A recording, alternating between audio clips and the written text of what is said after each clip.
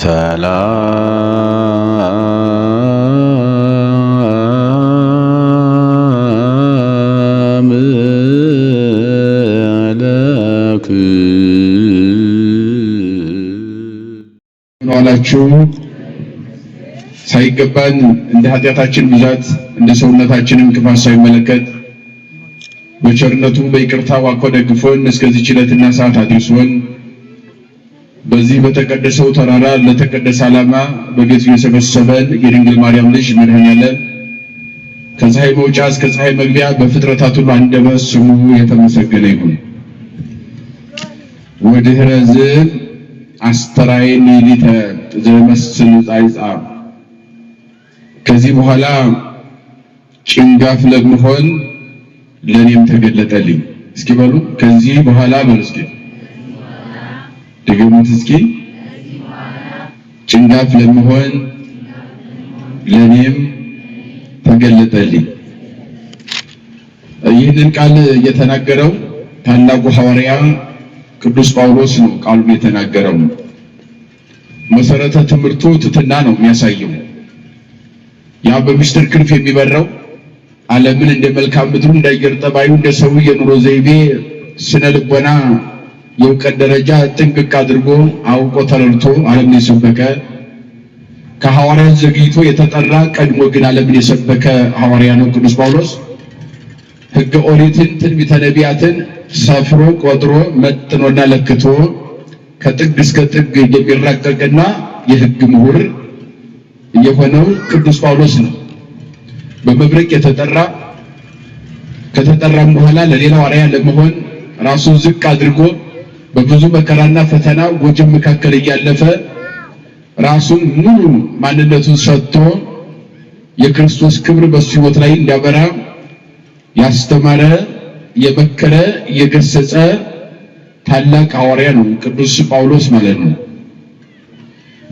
በቆሮንቶስ የሚኖሩ ምዕመናን የአሁኑ ግሪክ ነው ቆሮንቶስ የሚባለው በተለያየ ፍልስፍና በተለያየ ስጋዊ ጥበብ በተለያየ ነገር ተውጠው የነበሩ ምዕመናንን ከዚያ ከተዋጡበት ምድራዊ ሐሳብና ዓላማ ለማውጣት ቅዱስ ጳውሎስ በልዩ ሁኔታ በልዩ ጥበብ በልዩ መንፈሳዊ ፍልስፍና ሕዝቡን ለማውጣት ጥረት አድርጎ አስተምሯል።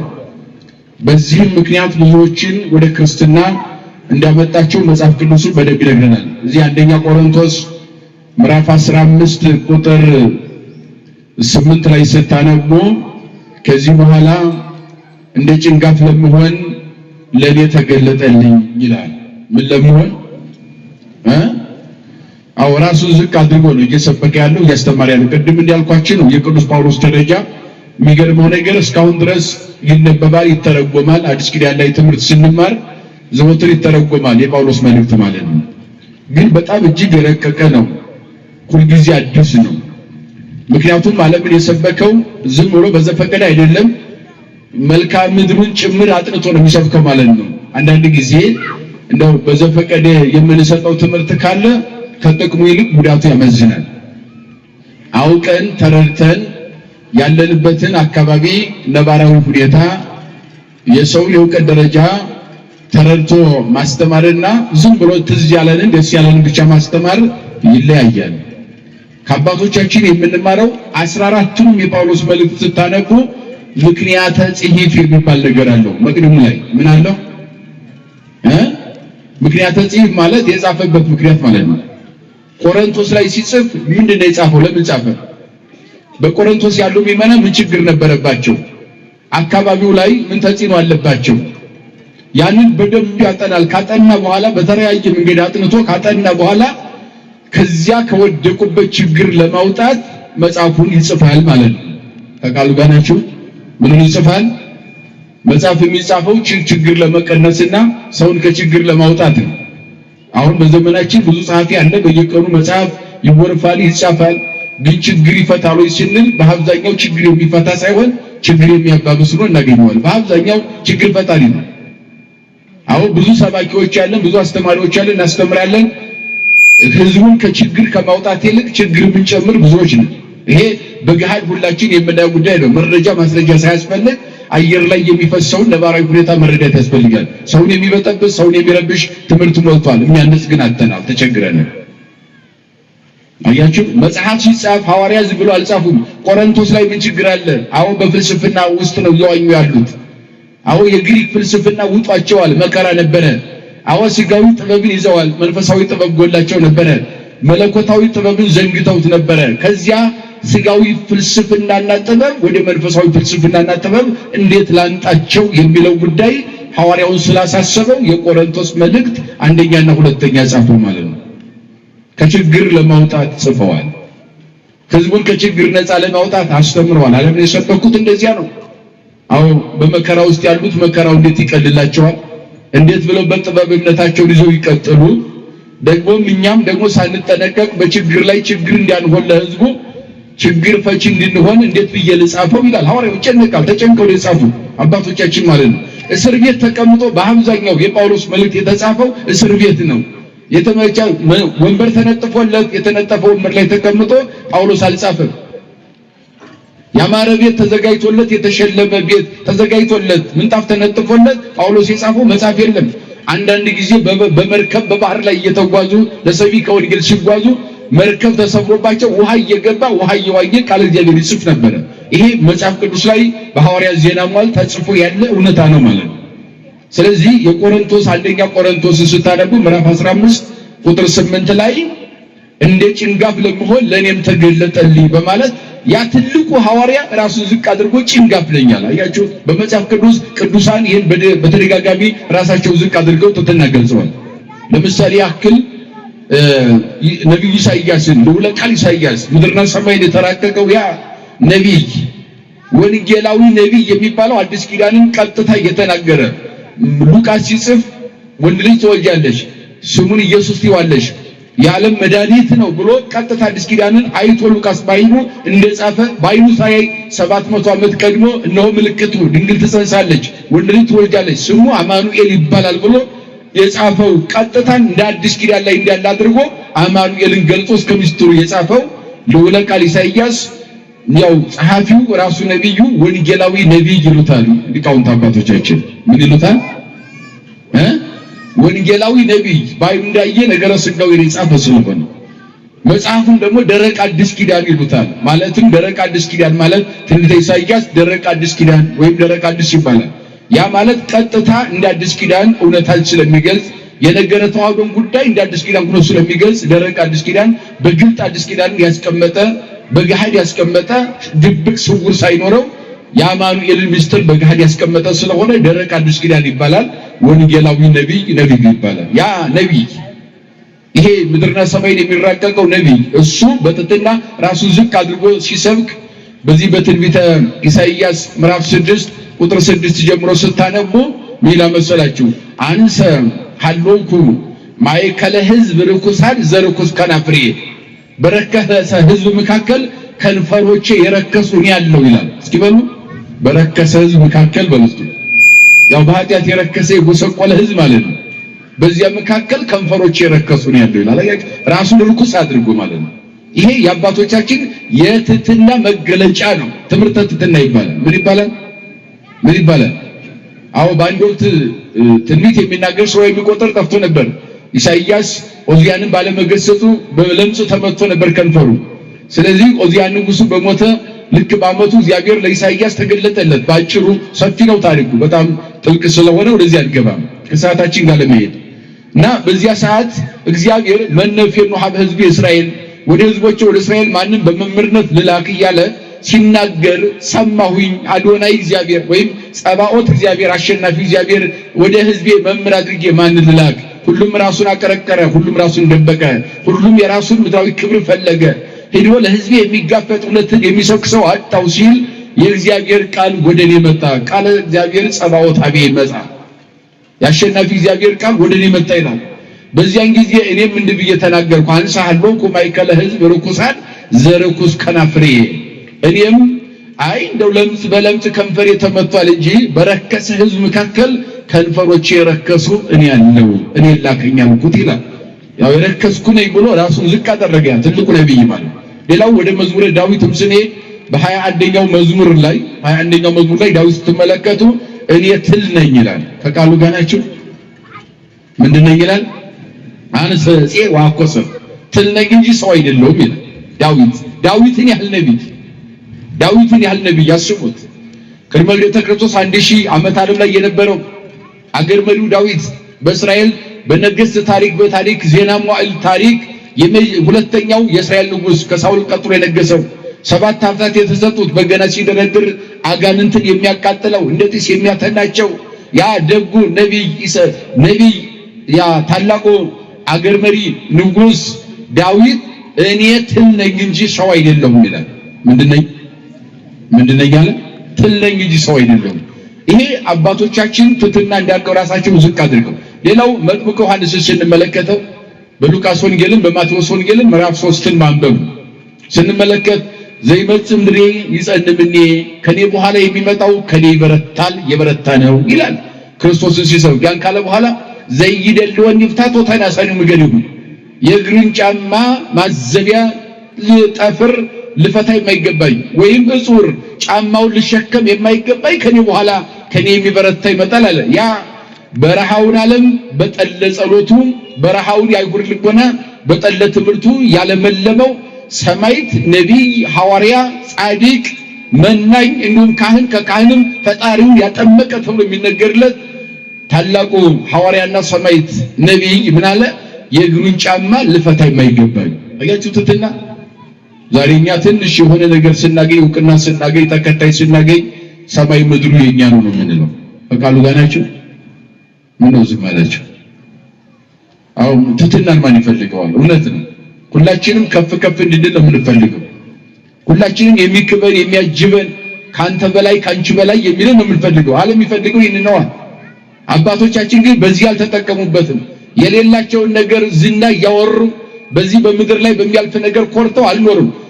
እግዚአብሔር አክብሯቸው ሳለ ራሳቸውን ዝቅ እያደረጉ አንዱ የጫማ ስር ራሱን ዝቅ እያደረገ እንደ ዮሐንስ፣ አንዱም ደግሞ የረከስኩ ነኝ እያለ እንደ ኢሳይያስ፣ አንዱም ደግሞ ጭንጋፍ ነኝ እያለ እንደ ቅዱስ ጳውሎስ፣ አንዱም ትል ነኝ እያለ እንደ ዳዊት ትትናን ሰብከዋል አባቶቻችን። የነሱ ልጆች ሲኖር ትትናን ነው ከፍታን ሳይሆን ዝቅታን ዝቅ ማለትን መልመድ ያስፈልጋል። ያን ጊዜ እግዚአብሔር ከፍ ያደርጋል። በትትና ልልና ይገኛልና እስኪ በሉ በትትና ምን ይገኛል? ልልና ክብር ይገኛል ማለት ነው። እስመ በትትና ረከበ ልልና ውእቱ ሚካኤል ይላል ቅዱስ ያሬድ በድጓው ላይ ቅዱስ ሚካኤል ሲገልጠው በትትና ልልናን አገኘ ይላል ቅዱስ ሚካኤል ክብር በዘመረው መዝሙር ላይ ማለት ነው። ስለዚህ ሐዋርያው ቅዱስ ጳውሎስ በዚህ በአንደኛ ቆሮንቶስ ምዕራፍ 15 ላይ ያለውን ደሃለን ሰዓት ጋር እያነበብኩ ነግራቸዋለሁ። ትርጉሙን በምንረዳው መልኩ ማለት ነው። በጣም ሰፊ የሆነ ታሪክ አለው በዚህ ውስጥ። ስለ ትሕትና ከመስበኩ በፊት መጀመሪያ በምን ምክንያት ነው ይህን የሰበከው የሚለው ማየት ያስፈልጋል። ጌታችን አምላካችን መድኃኒታችን ኢየሱስ ክርስቶስ ዓለምን ለማዳን ወደዚህ ምድር መጥቶ በለቢሰ ሥጋ ከተገለጠ በኋላ ከድንግል ተወልዶ ወቀደሳ ለሀገር በኪደተ እግር ሊቁን ባስልዮስ እነ ሳዊሮስ ዘስሙና እንደገለጡት በየተመላለሰ በእግሩ ዓለምን በሚቀድስበት በሚያስተምርበት ጊዜ ያደረገውን ድንቅ ስራና እርሱ ወደዚህ የመጣው ዓለምን ያዳነው ዓለምን ካዳነ በኋላ በቀራንዮ ተሰቅሎ ሲኦልን በርብሮ ሰይጣንን አስሮ የታሰሩ የሰው ዘርን ሁሉ የአዳም ዘር ነፃ አውጥቶ ወደ መቃብር እንደወረደ በመቃብር 3 ሌሊት 3 መዓልት እንዳደረ ከዚያም በኋላ ጌታችን እንደተነሳ ሃይማኖታችን በዚህ እንደተረጋገጠ እርግጠኛ ሆኖ ይናገራል ሐዋርያው። በዚህ ትምህርት ላይ የምትመለከቱት የሃይማኖታችን ማረጋገጫ መደምደሚያ ማይተም ምንድነው ከተባለ የክርስቶስ ትንሣኤ ነው። ምንድነው? አሁን እኛ የኛ እውነተኛ ቀጥተኛ ሃይማኖት ነው እንላለን አይደል? ኦርቶዶክስ አይደል? ኦርቶ ማለት ምን ማለት ነው? ቀጥታ ማለት ነው አይደል? ዶክስ ማለት እምነት ማለት ነው። የግሪክ ወርድ ነው። ኦርቶዶክስ ስንል ቀጥተኛ ሃይማኖት ማለት ነው። ርትዕት ሃይማኖት ወደ ግዕዝ ስንቀይረው ርትዕት ሃይማኖት ማለት ነው። ወደ አማርኛም ስንቀይረው ቀጥ ያለ እምነት ነቀል የለው እንከን የሌለበት ያልተወላገደ ሐሰት ያልተቀላቀለበት ቀጥተኛ እምነት ከእግዚአብሔር የተሰጠ የእግዚአብሔር ስጦታ የሚል ትርጓሜ የሚሰጥ። አሁን ይሄ የኛ እምነት ትክክል ነው ያልንበት ዋናው አፋችን ከፍተን እንድንናገር ልባችን ሞልተን እንድንመሰክር ማረጋገጫ የሆነን የኛ ክርስትና እምነት እውነተኛ መሆኑን የተረጋገጠው በክርስቶስ ትንሣኤ እንደሆነ ሐዋርያው ይነግረናል። ተጸነሰ ብለን ዘምረን በዓል አክብረን ተደስተን ተወለደ ብለን በቤተልሔም ዘምረን በዓል አክብረን ተደስተን ተጠመቀ ብለን በዮርዳኖስ በዮሐንስ ዘምረን ደስ ብሎን ከዚያ በኋላ የዞረ ዓለምን አስተጾመ ከዚያ ሐዋርያትን መረጠ ሰርግ ቤት ሄደ ተመለሰ ዓለምን እየዞረ ወንጌልን አስተማረ ብለን ከዚያ በቀራንዮ ተሰቀለ ዓለምን አዳነ ብለን ከመስቀል ጉዞው ያደረገው መድኃኔዓለም ወደ መቃብር ነው። ከየት ወዴት? ከመስቀል ወዴት? ወደ መቃብር ነው ጉዞ ያደረገው። 6 ሰዓት ተሰቀለ ነው ትምህርታችን። ዓርብ 9 ሰዓት ነፍሱ ከስጋው ተለየች ነው ትምህርታችን በዕለተ ዓርብ። 11 ሰዓት ዮሴፍና ኒቆዲሞስ ገንዘው ወዴት ሄደ ነው? ወደ መቃብር ወረደ ነው። 3 ሌሊት በከርሰ መቃብር ካደረ በኋላ መቃብር ክፈቱልኝ መግነዝ ፍቱልኝ ሳይ በተዘጋ መቃብር ጌታችን ተነስቷል በዕለተ እሑድ ማለት ነው። አሁን እዚህ ላይ ትንሳኤ ባይኖር ኑሮ ልደቱ፣ ጥምቀቱ፣ ጽንሰቱ ሌላው ሁሉ አክብረን በቃ ክርስቶስ አልተነሳም ቢባል ምን ይሆን ነበር ነው? ሃይማኖት አያችሁ ሐሰት ነበር ማለት ነው። ያው አምላክ ተወለደ፣ አምላክ ተጠመቀ፣ አምላክ ተጸነሰ፣ አምላክ ተሰቀለ፣ ዓለም ዳነ ብላችሁ አወራችሁ እናንተ ውሸታሞች። ይሄው ግን አልተነሳም ሙቶ ቀረ። ለምን አምላክ አይደለም ሰው ነው ይሉን ነበር። አፍረን እንኖር ነበር። ነገር ግን ሐዋርያው ቅዱስ ጴጥሮስ በሐዋርያት ሥራ ምዕራፍ 2 ቁጥር 24 ላይ እንደገለጠው እናንተ የሰቀላችሁት አይሁዶችን ሲወቅሳቸው እናንተ የሰቀላችሁት እናንተ የገረፋችሁት እናንተ ጦር በጎኑን በጦር የወጋችሁት እናንተ ደሙን ያፈሰሳችሁት እናንተ ወደ መቃብር ሲወርድ ያያችሁ መቃብር ወረደው እናንተ ታላቅ ድንጋይ መቃብሩ ላይ የገጠማችሁበት እርሱ የሞትን ማሰሪያ ጌታችን ቆርጦ ተነሳ መቃብር ውስጡን ይዞ ሊያስቀረው አይችልምና ብሎ አሳፍሯቸው። ለምን ክርስቶስ ሲነሳ ሞታችን እውነት ሆነ ማለት ነው። ባይነሳ ኑሮ ግን አሁን መስበክ ማስተማር አንችልም ነበር። ምን ይሰበክ ነበር? ምን ይነገር ነበር? ማን ደፍሮ ይሰብክ ነበር? ነገር ግን እውነት ሰው የሆነው አምላክ እንደሆነ ዓለምም እንደዳነ የተረጋገጠው በማን ትንሣኤ ነው? ተንሳ እግዚእነ በቲኮ ማይሰሪሁ ለሞት ጌታችን የሞትን ማሰሪያ ቆርጦ ተነሳ። እስመ ዘይክል መቃብር ይዞቶ ምክንያቱም መቃብር እሱን ይዞ ማስቀረት አይችልም። እስኪ በሉ ጌታችን ወርስኪ የሞትን ማሰሪያ ቆርጦ ተነሳ። ምክንያቱም በርስኪ እሱን መቃብር ይዞት አያስቀረውም። ምን ይዞ አያስቀረውም? መቃብር 5500 ዘመን የአዳምን ዘር ሁሉ የዋጠ መቃብር ራሱ ተዋጠ። የአዳምን ዘር ያሰረ የሞት ማሰሪያ ተቆራረጠ፣ ስልጣን አጣ። የአዳምን ዘር ሁሉ ሲበላ አመድ ሲያደርግ የነበረ ትል አፉን ከፍቶ ቀረ። 3 ሌሊት መቃብርን ቤቱ አድርጎ ከነሙሉ ክብሩ ጌታችን ተነሳ ነው። ስለዚህ ይሄ ትንሣኤ የሃይማኖታችን ማረጋገጫ ነው። እውነት እንደሆነ ርቲት ሃይማኖት ኦርቶዶክስ ብለን እንድንሰብክ ያደረገን እንደፈለግን አፋችን ከፍተን ልባችን ሞልተን እንድንመሰክር እውነት ትክክለኛ ነው ሃይማኖታችን እንድንል ያደረገን የማን ትንሣኤ ነው?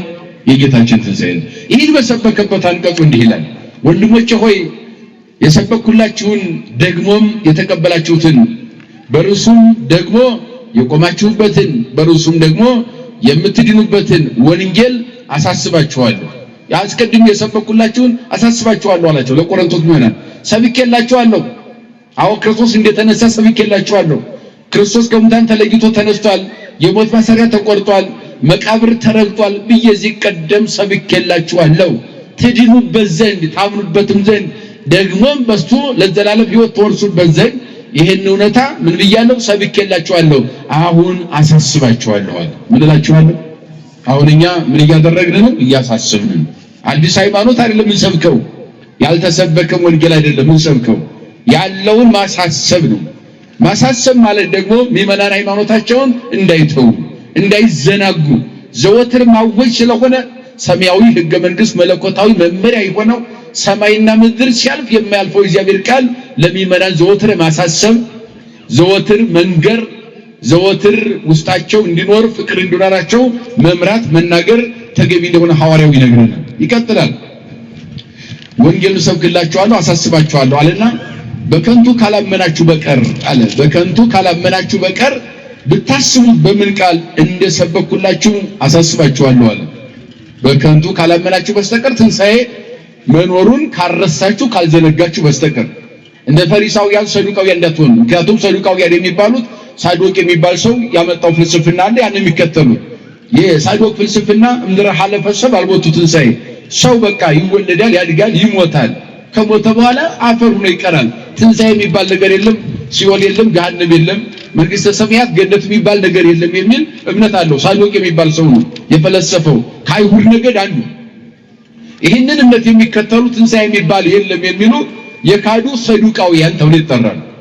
ሌላው ሰው ከተነሳ በኋላ ማግባት፣ መጋባት፣ መውለድ፣ መዋለድ፣ ማረስ፣ መቆፈር፣ ክረምት፣ በጋ፣ ማልት፣ ሌሊት የዚህ ዓለም ጣጣ መልሶ እንደገና በመንግስተ ሰማያት ይቀጥላል የሚሉ ፈሪሳውያን የሚባሉ ደግሞ አሉ። ፋሪስ የሚባል ሰው የፈለሰፈው ፍልስፍና ነው። የኛ ትምህርት ከሁለቱም ይለያል። ትንሣኤ ሙታን የለም ለሚሉ ትንሣኤ ሙታን አለ። ለዚህም በኩራችን ክርስቶስ ምን ብሏል? ላንቀላፉት ሁሉ በክር ሆኖ ክርስቶስ ተነስቶ ይላል ሐዋርያው እዚሁ ትምህርት ላይ ተነስቷል አለ። ማረጋገጫችን እሱ ነው፣ ህይወታችን ነውና። ትንሣኤ ህይወት ነው። ትንሣኤ ቢሂል እንደረቦ ዘሐሉ ህይወት ያዕቆብ ዘስሩግ ትንሣኤ ማለት ከሞት በኋላ ያለ ህይወት ማለት ነው ይላል። እስኪ በሉ ትንሣኤ ማለት ወልስ ከሞት በኋላ ያለ ህይወት ማለት ነው። እነኚህ ሰዎች ከሃይማኖት ውጭ ዓለምን ለማድረግ ነው ያሰቡት። ትንሣኤ ሙታን የለም ከተባለ ምን ይሰራል ሃይማኖት? አስቡት። አሁን እኛ ሃይማኖታችንን ይዘን የምንኖረው እንነሳለን ብለን ነው አይደለ? ተነስተን ህይወትን ለመውረስ ነው። አይ ትንሣኤ የለም ከተባለ አፈር ሁሉ ትቀራለህ ከተባለ ጽድቅና ኩነኔ የለም ከተባለ ሃይማኖት ምን ይሰራል? ያለው በምድር ላይ ያለው የመቅደሱ አገልግሎት ከንቱ ነው ማለት ነው። ስለዚህ እኛ ትንሣኤ ሙታን አለ።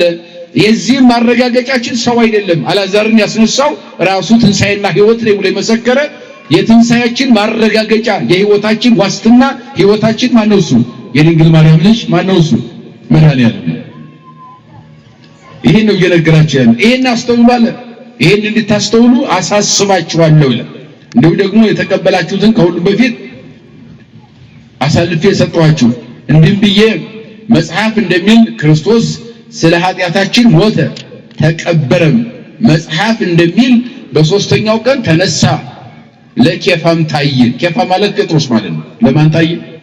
ከሞተ በኋላ በሶስተኛው ቀን ማን ተነሳ? ክርስቶስ ተነሳ። ተነስቶ ለማን ታየ? ለኬፋ ታየ። ኬፋ ማለት ጴጥሮስ ነው። ለጴጥሮስ ተገለጠለት አለ። ከዚያ በኋላ ለኬፋ ወይም ጴጥሮስ ለተባለው ለኬፋ ከታየ በኋላ ለ12ቱ ከዚያም ታያቸው። ከዚያም በኋላ ከ500 ለሚበዙ ወንድሞች በአንድ ጊዜ ታየ። ከ500 ለሚበዙ ማለት ጌታችን ቀራንዮ ላይ ተሰቅሎ ሳለ ከመቃብር የተነሱ ናቸው። ከ500 በላይ ከ600 በታች የሆኑ ከክርስቶስ መስቀል ስር እንዲያሽት ፈልተው የተነሱ ናቸው። ለነሱም በአንድ ጊዜ ምን አለ? ተገለጠላቸው፣ ታየ ይላል። እነርሱም የሚበዙት እስካሁን አሉ፣ የቀጠሉ በህይወት የተነሱ ማለት ነው። አንዳንዶቹ ግን አንቀላፍተዋል፣ ወዳውም እስከ ትንሣኤ ቆይተው እስከ እርገት ድረስ ይሞቷል። ከዚያ በኋላ ለያዕቆብ ኋላም ለሐዋርያት ሁሉ ታየ። ከሁሉም በኋላ እንደ ጭንጋፍ ለምሆን ለኔ ደግሞ ምን አለኝ? ተገለጠልኝ ወይም ታየኝ። እንደ ጭንጋፍ ለምሆን አያችሁ። አሁን ሁሉን ተነተነ። ከሙታን የተለዩ 500 በላይ የሚሆኑ ሰዎች ለነኛም ተገለጣል። ኬፋ ለተባለው ለጴጥሮስም ተገለጠለት አለ። ለ12ቱም ሐዋርያት ተገለጣል። ለሌሎችም ሁሉ ተገለጠላቸው አለ። ከዚያ በኋላ እንደ ጭንጋፍ ለምሆን ለኔ ተገለጠ ብሎ ሐዋርያው ራሱን ዝቅ አድርጎ ከሌሎቹ ራሱን ቀብሮ ዝቅ አድርጎ በትሕትና ለኔ ተገለጠልኝ ይላል። ከዚያ ይቀጥላል። ለሁሉም ለሐዋርያት ሁሉ ታየ። ከሁሉም በኋላ እንደ ጭንጋፍ ለምሆን ለኔ ደግሞ ታየኝ። እኔ ከሐዋርያት ሁሉ የማንስ ነኝና የእግዚአብሔር ቤተክርስቲያን ስላሳደድኩ። አሁን ምክንያቱም ገለጠ። የማን ቤተክርስቲያን? ወልስኪ የእግዚአብሔርን ቤተክርስቲያን ወልስኪ ስላሳደድኩ። ምን ስላልኩ? አዎ የእግዚአብሔርን ቤተክርስቲያን ስላሳደድኩ ከሁሉም የማንስ ለኔ ደግሞ በኋላ ምን አለልኝ አለ? ተገለጠልኝ። የእግዚአብሔርን ቤተክርስቲያን ስላሳደድኩ ነው አለ። ጭንጋፍነት ነው። የእግዚአብሔር ቤተክርስቲያን ማሳደድ የሚለው እስኪ ምን ማለት ነው?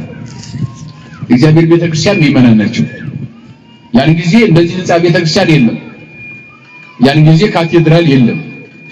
ያን ጊዜ በጭቃ የተሰራ፣ ያን ጊዜ በቦለኬት የተሰራ፣ በእብነ በረድ የተንቆጠቆጠ፣ በወርቅና በብር ያጌጠ ቤተክርስቲያን የለም። ያን ጊዜ የእግዚአብሔርን ቤተክርስቲያን አሳድጃለሁ ማለት ምእመናንን አሳድዳቸው ነበር ማለት ነው። የዚህን ታሪክ የምታገኙት በሐዋርያት ሥራ ምዕራፍ 8 ላይ በተለይ በደንብ ተጽፏል። ምዕራፍ 8 እና ምዕራፍ 9 ነው። 9 ላይ የሱን ጥሪ ነው የሚመለከተው። ከሳውልነት ወደ ጳውሎስነት፣ ከአሳዳጅነት ወደ ተሳዳጅነት፣ ከአሳሳሪነት ወደ ታሳሪነት እንዴት ራሱን ክርስቶስ እንደጠራው በመብረቅ ምዕራፍ 9 ላይ የሐዋርያት ሥራ ተዘግቦ ዜናው ማሉ እናገኘዋለን። ዋናው መሰረታዊ ነገሩ ግን አሳዳጅ ነበርኩ የክርስቶስን ቤተክርስቲያን ስላሳደድኩ ጭንጋፍ ለመሆን ለኔ ተገለጠልኝ ሲል ምዕመናንን ያሳድር ነበር። እንዴት ለሚለው መጀመሪያ የሚያምነው ሳውል ሆኖ ጳውሎስ ሳይባል በብሉይ ኪዳን እምነት ነበር። የአይሁድ እምነት ነበር የሚያራምደው። የአይሁድ እምነት መሲሁ ክርስቶስ ገና ወደፊት ይወለዳል፣ ድንግሊቱም ወደፊት ከኛ ትገኛለች ትወለዳለች፣ ከዚያች ከድንግሊቱ መሲህ ይወለዳል፣ ገና ወደፊት ይመጣል፣ ቀጠሮ አልደረሰም ብለው እስካሁን ድረስ ደጅ የሚጠኑ አይሁዶች አሉ። የአክራሪዎች አሁን ክርስቶስ ተወልዷል። በቀመረ ነቢያትም ስንመለከተው በሰንበተ ሄኖክ ብንተነትነው፣ በሱባኤ ዕዝራ ሱባኤ ዳንኤል ብንተነትነው ቀመሩ ሲቆጠር ጥንቅቅ ብሎ 5500 ዘመን ተፈጽሞ ድንግል ተወልዳ አማኑኤል ከሷ ተወልዶ ዓለም ድኗል። እስኪ በሉ ድንግል በሉ እስኪ ተወልዳ አማኑኤል ከሷ ተወልዶ ዓለም ድኗል። ይሄ አሁን እኛ የተከተልነው እውነታ ነው። አይሁዶቹ ግን አሁንም የሚጠብቁ አሉ። ገና ወደፊት ድንግሊቱ ትወለዳለች፣ መሲሁ ይመጣል፣ የተዘጋው በር ሁሉ ያን ጊዜ ይከፈታል ይብሉ አሉ። የአዲስ ኪዳንን ዲቃላ ሕግ ነው ክብር ይግባውና ክርስቶስን ሩቅ ብሲ ብለው እንዲሁም ደግሞ ሕግ የጻፈልን ሙሴ ነው የሕግ ጸሐፊያችን ሕጋችን ኦሪት ነው ብለው የሚያምኑ አይሁዶች ናቸው። ይህንን እምነት ከሚያራምዱ ሰዎች መካከል ቀዳሚ ከሆኑ ምሁራን ከገማልያል ተማሪዎች የሕግ ምሁራን ከሚባሉት ሳውል የሚባለው ያሁኑ ጳውሎስ ነበር። በዚያን ጊዜ ክርስቲያኖች ክርስቶስን ስለሚከተሉ እያሰሯቸው አሳልፈው ለሸንጎ ይሰጧቸው ነበረ፣ በሐሰት ይመሰክሩባቸው ነበረ። እንደውም እስጢፋኖስ በድንጋይ ሲወገር ጨርቅ ጠባቂ ነበርኩ ይላል ራሱ ሐዋርያው። ምክንያቱም ተባባሪ ነኝ በድንጋይ ተወግሮ እስጢፋኖስ ሲሞት ምዕራፍ 7 የሐዋርያት ሥራ ላይ ታሪኩን የምናገኘው እስጢፋኖስ በድንጋይ ሲወገር ጨርቅ ጠባቂ ነበርኩ የወጋሪዎቹ ይላል። ደግሞ ምሁረ ጸብ ይለዋል ስንክሳሩ በዚህ በሐምሌ 5 ላይ ጥሩ አድርጎ ስንክሳሩ ከሁሉም በላይ ጴጥሮስና ጳውሎስን ሐምሌ 5 ዘግቧቸዋል በሚገባ። በዚያ ልክ እስካሁን የነሱን ታሪክ የተረከ መጽሐፍም ልቅም የለም እና በዚያ ላይ ሲተርከው ምሁረ ጸብ ነበር ይለዋል። ኃይለኛ ተደባዳቢ ነበር ይለዋል ሳውልን። እና አሚፀኛ ክርስቲያን ካለ እኔን ጥሩኝ፣ እኔ ጉልበተኛ ነኝ፣ እኔ ድል ማድረግ እችላለሁ፣ እኔ መማታት እችላለሁ ብሎ ይመካ ነበርና በሱ የሚመኩ ብዙ አይሁዶች ነበሩ። ያን ጊዜ እስጢፋኖስ በድንጋይ ሲወገር ጨርቅ ጠባቂ ነበርኩ አለ። ደግሞም ወንጌልን ተቃዋሚ ነበረ፣ ክርስቶስንም ተቃዋሚ ነበረ፣ መሲሁ ገና አልመጣም የሚል የነኛን ዓላማና ሐሳብ የሚያራምድ ነበረ። እግዚአብሔር ግን በመብረቅ ጠራው። በምን ጠራው? እግዚአብሔር በመብረቅ ነው። አሚፀኛን እግዚአብሔር ከፈለገ በመብረቅ ይጠራል። በፈለገው መንገድ እግዚአብሔር አሚፀኞችን ጠርቶ አሳዳጆቹን ተሳዳጅ ማድረግ ይችላል። ሃይማኖት አልባዎችን ሃይማኖተኛ ማድረግ ይችላል። እግዚአብሔር ችግር የለበትም። በመጽሐፍ ቅዱስ ሳውልን በሐዲስ ኪዳን በመብረቅ ሲጠራ፣ በብሉይ ኪዳን ደግሞ በአህያም ሰብኮ ጠንቋዩን ነቢይ አድርጎታል። መጽሐፍ ቅዱስ እንደሚነግረን በዚህ በኦሪት ዘኍልቍ ላይ ምዕራፍ 24 ላይ ስታነቡ በለዓም የሚባል በአሕዛብ ዘንድ በአሞራውያን፣ ኬጢያውያን፣ ፌርዛውያን፣ ኢያቡሳውያን የሚባሉ እዚህ 7 የአሕዛብ ነገድ የሚባሉ በእነኛ ሰፈርና በእንደር በህሊናቸው የተቀረጸ ነው። እኔ ጠንቋይ ነኝ፣ የፈለኩት ማድረግ እችላለሁ፣ ላጥፋ ያልኩትን አጠፋለሁ፣ ላድን ያልኩትን አድናለሁ፣ ልግደል ያልኩትን እገላለሁ የሚል አሚፀኛ ጠንቋይ ነበር። እርሱ 600,000 እስራኤላውያን ሰባ እየመሰለ ባር ከፍለው ተሻግረው እየመጡ ነው። ይሄ ርስታችን ሊወርሱ ነው። ስለዚህ በምድረ በዳ መርገም ከቻል ካብቱ ገንዘብ እንሰጣለን፣ ለጊዜውም ካብለው ወርቅ ባቅማዳ አሸክመው ባያጭ ነው ወደ በረሃ ልከውታል። 600 እስራኤላውያንን 600,000 እስራኤላውያንን ረግሞ ለማጥፋት ገንዘብ ተቀብሎ ጉዞ ያደረገ በአህያው ጭኖ ወርቁን ሲጓዝ አህያው እየተመለሰች ተረግጠዋለች። መሄድ አልቻለችም። መንገዱ አስፈራት፣ ተጨነቀች። እርሱ ይመታታል፣ ይደበድባታል፣ ይገርፋታል። አፋውታ ምን አለችው? ለምን ትመታኛለህ? ለምን ትገርፈኛለህ? ተራራው ውጪ ስትለኝ የምወጣ ቁልቁለቱን ውረጅ ስትለኝ የምወርድ ጭነት ከበደ ብዬ እምቢ የማልል አህያ አይደለሁም? ለምን ትመታኛለህ አለችው። እና ለምን አትሄጂም አንቺ ወዳልኩሽ አቅጣጫ ለምን አትጓዥም አላት። ሰይፍ ያዘ የብርሃን መልአክ ከፊቴ ቆሟል መሄድ አልችልም ማለችው ከቃሉ ጋር ናቸው ወደንገጾ መልአከ እግዚአብሔር በበልዓም መሰግል በማይከለፍኖት እስከ ነበበት ዲግቱ በልሳነ ሰብ ይላል ኦሪት ያ ማለት ምን ማለት ነው ጠንቋዩ በልዓምን በሰው አንደበት እንደ ሰው እስከምትሰብክ እስከምትናገረው ድረስ በመንገድ መካከል ቆሞ ሚካኤል በአህያ በኩል ተናገረው ይላል የእግዚአብሔር መልአክ ከዚያም በኋላ እስራኤልን እግዚአብሔር የባረከውን የእግዚአብሔርን ሕዝብ አንተ መርገም አትችልም በመጣበት ተመልሰህ ሂድ ብሎ መልአኩ ገሰጸው ተመልሶ መጣ ስለዚህ በአህያ መመለስ ይችላል እግዚአብሔር አሚፀኞቹን ከዚያ በኋላ ተመልሶ ሲመጣ ለምን አረገምክም ረግም ያጠፋለው ሕዝብ ለኪደህ ነበር ለምን ሕዝቡን አረገምክም አላጠፋም ብለው ሲጠይቁት ወርቅ የሰጡትን ሰዎች ወርቃችሁን ውሰዱ ከናንተ እንፈልገው ምንም ነገር የለም ከዛሬ በኋላ እግዚአብሔር የባረከውን ሕዝብ እኔ መርገም አልችልም ቃሉ ጋር ናችሁ እስኪ በሉ እግዚአብሔር በሉ እስኪ የባረከውን ሕዝብ እኔ መርገም አልችልም ይችላል እንዴ አይቻልም እግዚአብሔር የባረከውን ሰው መርገም አይችልም ይሄን ሲናገር ወንዘ ከመዝይብል ይሄንን ሲል ትንቢት ተገለጠለትና ይሰርቅ ኮከብ ያዕቆብ ወይአትት ኃጢአተ እስራኤል ይልቁንስ ሌላ ንገራችሁ እኔ የገለጠልኝ ጥበብ ምስጢር አለ እግዚአብሔር የገለጠልኝ ኮከብ ከያዕቆብ ይወጣል የእስራኤልን ኃጢአት ያስወግዳል ብሎ ትንቢት ተናገረ ጠንቋዩን ወደ ነብይ ቀይሯል እግዚአብሔር በምን ባያዘው አዲስ ኪዳን ላይ ስንመጣ ለያጅ ለገናጅ አስቸጋሪ የነበረውን ሳውል ወደ ጳውሎስን ለመቀየር መብረቅ ነው የላከው እግዚአብሔር ሰባኪ አላከም ኬፋ የተባለ ጴጥሮስን አላከም በርቶሎሜዎስን አላከም ማቴዎስን አላከም ናትናኤልንም አላከም ሳውልን ለመስበክ መብረቅ ነው የላከው እግዚአብሔር የሐዋርያት ሥራ ምዕራፍ 9 ቁጥር 1 ላይ ስትመለከቱ አልጸቀ ሳውል ሀገረ ደማስቆ ከተማ ደረሰ ምን ሊያደርግ ደብዳቤ ለማጻፍ ምን የሚል ደብዳቤ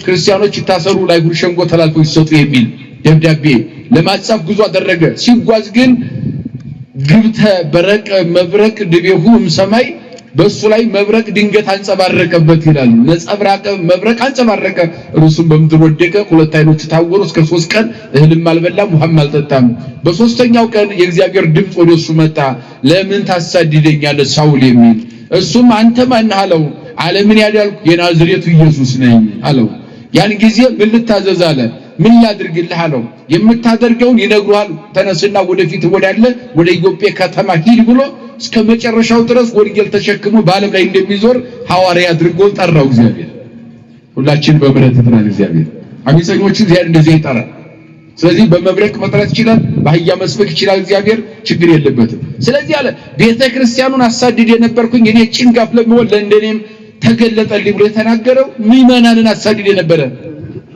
እገርፋቸው የነበረ አስገርፋቸው የነበረ የፈቃድ ደብዳቤ ከደማስቆ ከሶሪያ ቤተ መንግስት እያጻፍኩ ሳሳድዳቸው የነበርኩኝ ይሄን ለኔም ሳይንቀይ ተገለጠልኝ አለ በኋላ ያያችሁት ከመነ በኋላ ነው ክርስቶስ ካረገ በኋላ በሰባተኛው ዓመት ነው ጳውሎስ የተጠራው ከሳውልነት ወደ ጳውሎስ ሳውል ማለት ውህብ ማለት ነው ስጦታ ማለት ነው የሶሪያ ቋንቋ ነው ሳውል ሱርስት የሚባል ቋንቋ አለ ሳውል ማለት ስጦታ ማለት ሲሆን ወደ ዕብራይስጥ ሲቀየር ጳውሎስ አለው በአዲስ ኪዳን ጳውሎስ ማለት ደግሞ ወሃደሩ እስራኤል አምጣረ ጳውሎስ በጳውሎስ ፊትለፊት በብርሃን ፊትለፊት አደሩ በብርሃን ተራራ አደሩ የሚለው ጳውሎስ ማለት ብርሃን ማለት ነው ከጨለማነት ወደ ብርሃንነት የጠራው ሐዋርያ ዓለምን እንደዚህ ሰበከው ስለዚህ ስለ ክርስቶስ ይሄንን ከሰበከ በኋላ ትንሳኤውን ስለነሱ ለሚገባቸው ሰዎች እንዴት እንደተገለጠ ሰበከ በኋላ ክርስቶስ ከሙታን እንደተነሳ የሚሰብክ ከሆነ ማን ግን ከናንተ አንዳንዶቹ ትንሳኤ ሙታን የለም እንዴት ይላሉ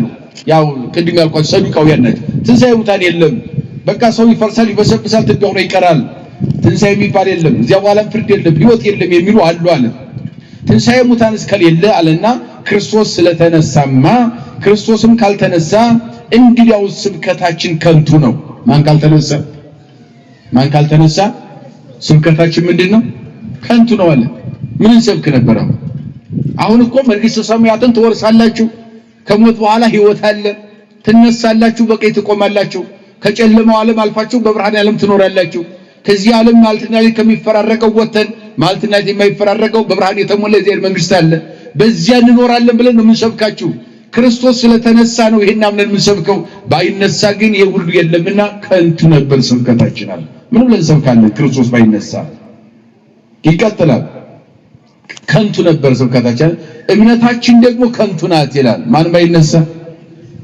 አረ ንገሩ ማን ባይነሳ አሁን ምን ብለን ሰብካለን አሁን እምነት ምን ነው አሁን እናምናለን ክርስቶስ ሳይነሳ ቢቀራው ምን ብለን ሰብካለን ምን ብለን እናምናለን ምን ብለን እናሳምናለን አያችሁ ይሄንን አሁን ሃይማኖታችንን ምን ሰብከው ክርስቶስ ስለተነሳ ነው አለ ቅዱስ ጳውሎስ በደንብ አድርጎ የሚገልጽ እምነታችንን ደግሞ ከንቱ ናት ክርስቶስ ባይነሳ ደግሞም ክርስቶስን አስነስቶታል ብለን በእግዚአብሔር ላይ ስለመሰከርን ሐሰተኞች የእግዚአብሔር ምስክሮች ሆነን ተገኝተናል ሙታን ግን የማይነሱ ከሆነ እርሱ አላስነሳውም ሙታን የማይነሱ ከሆነ ክርስቶስ አልተነሳማ ክርስቶስ ካልተነሳ እምነታችን ከንቱ ናት እስካሁን ድረስ በኃጢአታችሁ አላችሁ እንግዲያውስ በክርስቶስ ያንቀላፉት ደግሞ ጠፍተዋል በዚያ ሕይወት ብቻ ክርስቶስን ተስፋ ያደረግን ከሆነ ከሰው ሁሉ ይልቅ ምስኪኖች ነን ይላል ስለዚህ ክርስቶስ አልተነሳም የሚል ሰው በኃጢአት ውስጥ ነው ያለው ማለት ምክንያቱም ክርስቶስ መጥቶ ኃጢአትን አስወግዷል አመዝበራ ለሲኦል ነው 5500 ዘመን የአዳምን ዘር ያወጣ ሲኦል ተበረበረ ነው ርቃኑን ቀረ ነው ይሄ እውነታ ነው ያ ሲኦል አሁን የለም ርቃኑን ቀርቷል ሲኦል ቢኖርም የተዘጋው ገነት ግን ተከፍቷል አሁን ሲኦልን መዝጋትን መክፈትን በእኛ እጅ ነው ያለው ማለት ጽድቅ ሰርተን ሲኦልን ዘግተነው ገነት መግባት እንችላለን አይ በኃጢአት ዓለም እንኖር ክርስቶስን ሰላም እንኖር ያለምነት ልኖር ብለን ደግሞ ሲኦልን የመረጠ የራስ ድርሻ ነው የሚሆነው ነገር ግን የተዘጋው በር ተከፍቷል በማን በኢየሱስ ክርስቶስ አሁን ግን ክርስቶስ ላንቀላፉት በኩራት ሆኖ ከሙታን ተነስቷል ምን ላሉት ላንቀላፉት በኩራት ሆኖ ከሙታን ምን ብሏል ማን ክርስቶስ ስለዚህ ትንሣኤ ሙታን አለንኛ ማለት ነው ለዚህ ማረጋገጫችን ማን ነው ማን ተነሳ ክርስቶስ ተነሳ እሱ ተነስቶ እኛም እንነሳለን ከትንሣኤ በኋላ ሞት እንደሌለበት እኛም ከተነሳን በኋላ ሞት የለም ሕያው ሆኖ ለዘላለም እንደሚኖር ሕያዋን ሆነን ከክርስቶስ ጋር ለዘላለም እንኖራለን የምንናፍቀው መንግስት እንወርሳለን ማለት ነው ሞት በሰው በኩል ስለመጣ ትንሣኤ ሙታን በሰው በኩል ሆኗልና ማለትም በአዳም መጣ በሁለተኛው አዳም በክርስቶስ ድነት ሆኗል ሁሉ በአዳም እንደሚሞት እንዲሁ ሁሉ በክርስቶስ ደግሞ ሕያዋን ይሆናሉና ነገር ግን እያንዳንዱ በራሱ ተራ ይሆናል ክርስቶስ እንደ በኩራት ነው በኋላም በመምጣቱ እንደ በኩራት ነው በኋላም በመምጣቱ ለክርስቶስ የሆኑት ናቸው በኋላም መንግስቱን ለእግዚአብሔር ለአባቱ አሳልፎ በሰጠ ጊዜ አለቅነት ሁሉና ስልጣን ሁሉ ኃይልን በሻረ ጊዜ አሁን ክርስቶስ ወደዚህ ምድር ይመጣል የሚመጣው ለምንድን ነው ለመወለድ አይደለም የሚመጣው ለመሰደድ አይደለም የሚመጣው ሊገረፍ ሊሰቀል አይደለም ለፍርድ ነው የሚመጣው ለፍርድ ይመጣል በቀኝና በግራ ለማቆም ይመጣል አሁን የምንጠብቀው ይሄንን ነው ማለት ነው ስለዚህ እሱን ጠብቀን ምን እናገኛለን ሕይወት እናገኛለን ሕይወት ማለት ነው የእግዚአብሔር መንግስት ነው እየነገረን ያለው ቅዱስ ጳውሎስ በአጠቃላይ ከትንሣኤ ጋር ያለውን የሕይወት ትስስርና ቁራኝነት በደንብ ይገልጽልናል እንዲህማ ካልሆነ ስለ ሙታን የሚጠመቁ ምን ያደርጋሉ ሙታንስ ከቶ የማይነሱ ከሆነ ስለነርሱ የሚጠመቁ ስለምንድን ነው እኛስ ዘወትር በሚያስፈራ ኑሮ የምንኖር ስለምንድን ነው በጌታችን በክርስቶስ ኢየሱስ በእናንተ ትምክህት እየማልኩ ወንድሞቼ ሆይ ዕለት ዕለት እሞታለሁ ማለት ዓለምን ንቄ ይህንን ነገር በማስተማር የሚመጣው መከራ እቀበላለሁ እስራት ሲኖር ታሰራለሁ ግርፋት ሲኖር እገረፋለሁ ፍርድ ሲኖር ፍርዱን እቀበላለሁ ዕለት ዕለት እሞታለሁ ስለዚህ እውነታ አባቶቻችን በዓለም ላይ እየሰበኩት እውነታ ይሄ ነው በዚህ ምድር ላይ ክርስቶስ መጥቶ ያደረገውን የድነት ጉዞ በደንብ ከሰበኩ በኋላ በተለይ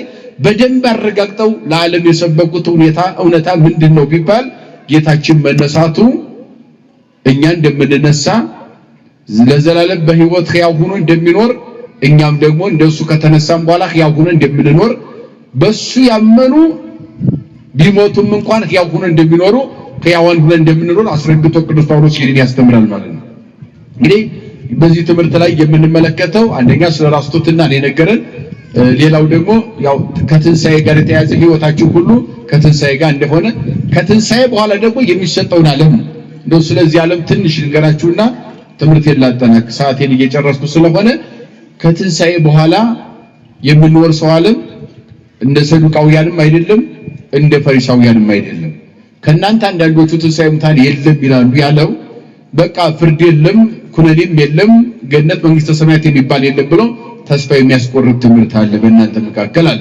ሌላው ሁለተኛው ደግሞ ከተነሳም በኋላ ማግባት መጋባት መውለድ መወለድ ፈሪሳውያን የሚባሉት አለ የዚህ ዓለምን ጣጣ ይዘን እንቀጥላለን የሚሉም አሉ አለ። ይህን ካለ በኋላ እኛ ግን ይህንንም አንቀበልም አለ። ማግባትም መዋለድም መብዛትም መባዛትም የለም፣ ማረስም መቆፈርም መነገድም ትርፍም ኪሳራም የለም፣ ዘሩን ዘርቶ ሜዳ ላይ በትኖ ዝናብ የሚጠብቅ ገበሬ የለም፣ አልቦ ክረምት ወይ ሀጋይ ዘንበለቀ መብረቀ ስፋቲው ቅዱስ ቅዱስ እያሉ እግዚአብሔር ማመስገን ብቻ ነው። በዚያ ብርሃን ለብሶ ከእግዚአብሔር ጋር በህይወት መኖር ነው አለ። ለዚህ ማረጋገጫው ትንሳኤ ነው ብሎ በትንሳኤ ሕያዋን ሆነን እንደምንኖር በዚህ ምድር ላይ ያለውን አገልግሎታችን ስንጨርስ እረፍት የማያስፈልገው መብል መጠጥ የማያስፈልገው ድካም የሌለበት ሞት የሌለበት ስደት የሌለበት ዘላለማዊ ዓለም እንዳለን በትንሳኤ እንደሚረጋገጥ ቅዱስ ጳውሎስ ነግሮናል ማለት ነው። የመከረን የገሰጸን ያስተማረን የሰራዊት ጌታ እግዚአብሔር አምላካችን ከፀሐይ መውጫ እስከ ፀሐይ መግቢያ በፍጥረታት ሁሉ አንደበት ስሙ የተመሰገነ ይሁን። ይቆይ።